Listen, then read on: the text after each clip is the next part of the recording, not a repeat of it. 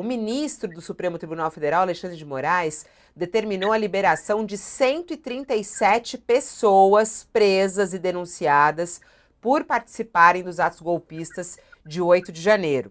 A gente até tem a reportagem aqui, vamos abrir aqui na tela, a reportagem de Alexandre de Moraes anunciando essa liberação. Mas tem uma série de questões aqui que eles vão ter que cumprir, né?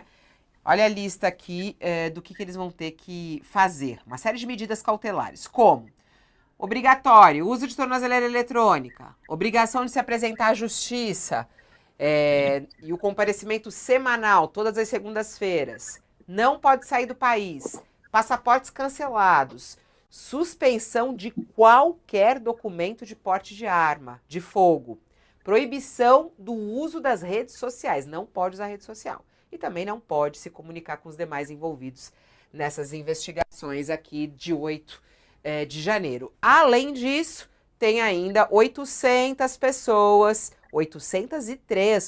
que seguem detidas no Distrito Federal pelo ataque e pela invasão e também destruição do patrimônio dentro das sedes dos 3 poderes, como a gente acompanha aí nessas imagens que vão fazer parte da história do Brasil, o dia que invadiram os 3 poderes do país. A gente já está aqui com o Walter Mairovich, que se une a nós para discutir a respeito justamente dessas decisões de Alexandre de Moraes. A gente está arrumando ele na tela, mas por enquanto já quero te ouvir, Sakamoto.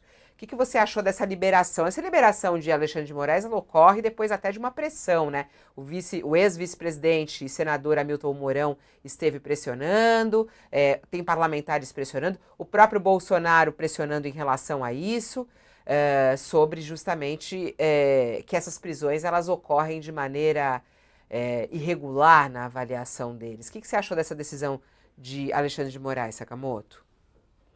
Olha, Fabiola, eu vejo com naturalidade essa decisão, até era esperada à medida que avançam as investigações e avança a definição e a descoberta sobre as responsabilidades dos envolvidos, né? Aqueles que não apresentam perigo, que não apresentam dano, que verifica-se que eles não eram figuras centrais no financiamento, na execução, no controle, né? Ou mesmo pessoas para as quais a investigação já se exauriu e eles não podem mais interferir na investigação. Eu vejo como naturalidade deles serem soltos, né? Com essas medidas, né? E em termos, é claro, ninguém, eu acho que até o professor Walter vai falar mais sobre isso, ninguém quer no Brasil que as pessoas fiquem presas de forma desnecessária, no que pese negros e pobres ficarem presos de forma desnecessária no Brasil durante longo tempo, passando um bom tempo de prisão preventiva de forma desnecessária. Mas o fato é que existe um processo que está se caminhando esse processo, né? E o pessoal, tanto é que já foram mais de 600 pessoas liberadas